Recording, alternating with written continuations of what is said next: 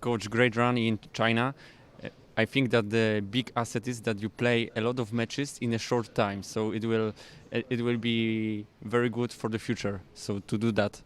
Yeah, I mean, we'll take pride in what happened in China for the rest of our lives. I think that it was great for the team, the toughness, the heart, the togetherness. I mean, those things were really special.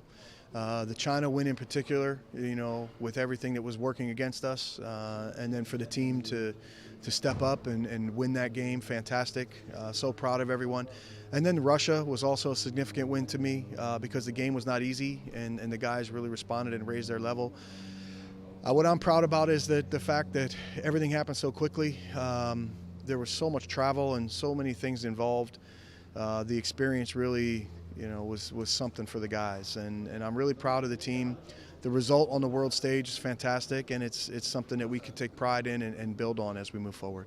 So do you call the win against China the biggest one since you are the coach of the Polish team? I mean, you can argue that the Russian one was bigger because it put us in the top 8 situation, but the China one was probably the most special to me because it was just about toughness and it was just about competitiveness and teamwork. I mean, there were so many factors going against us, and I'm just so proud of the guys. They kept playing. They didn't waste their energy. Nobody complained. Nobody worried about what we couldn't control, and we just fought and found a way. So. I'm really proud of it, and it's something that I'll remember, for the rest of my coaching career, rest of my life. So Mateusz Ponitka was the key player in China. We know that he's in Zenit at EuroLeague club. So will it be a problem for the national team that he will be missing in European qualifying? Well, first of all, whenever Mateus is available, he wants to play. His heart is in the national team. He's a player that's a leader. He has responsibility. He takes the pressure off the other players.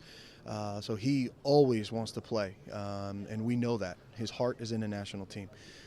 We've seen this situation before. It's part of the current, landscape of European basketball. The EuroLeague has a different schedule from FIBA, and we've played in the past without Adam Wyszynski from Malaga. We've played in the past without AJ Slaughter from Asvel.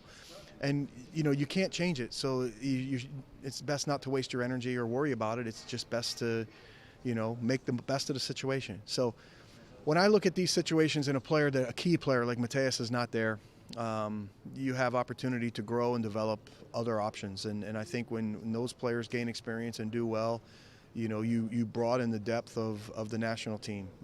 So obviously we want to do the best job we can with our roster and the current players. If players are blocked or unavailable for one reason or another, you just try to make the best decisions you can. And maybe a player like Zyskowski makes the team. Maybe a player, like Wojciechowski makes the team. Maybe you bring back a guy like Zamoyski. Maybe there's a Mihalik. There's plenty of other guys who would be hungry for that opportunity. And it's just about, at that time, making the best decision for the national team. So you are the coach of national team for 2 more years. So what is the main goal for that period of time? The same goal as before, maximize the potential of the team. And now we've got a very good core established. We want to continue to grow and develop that core. And you're always worried about the transition into the next generation of player. And I think people have seen that. You've got some rising talented players like Oleg Balcerovsky, like Dominik Olejniczuk. You've got Łukasz Koenda. You've got a guy like Jiva that's playing well in Wrocław. You've got several names, Bogucki. There's many rising young talents that you have to try to evaluate and see if they're ready to take that responsibility with the national team. But that transition to the next generation is always there in the background and at the forefront. It's about developing and growing and building on your core. So Olympics was a big dream before. Now you play in a qualification. So it will be a next big challenge for the national team. When I started here in 2014, the World Cup and the Olympics were far away. My dream was to get to the World Cup, and we got there and proved on a world stage that we can get a result. And the byproduct of that is playing well opens up the possibilities, to compete for the Olympics.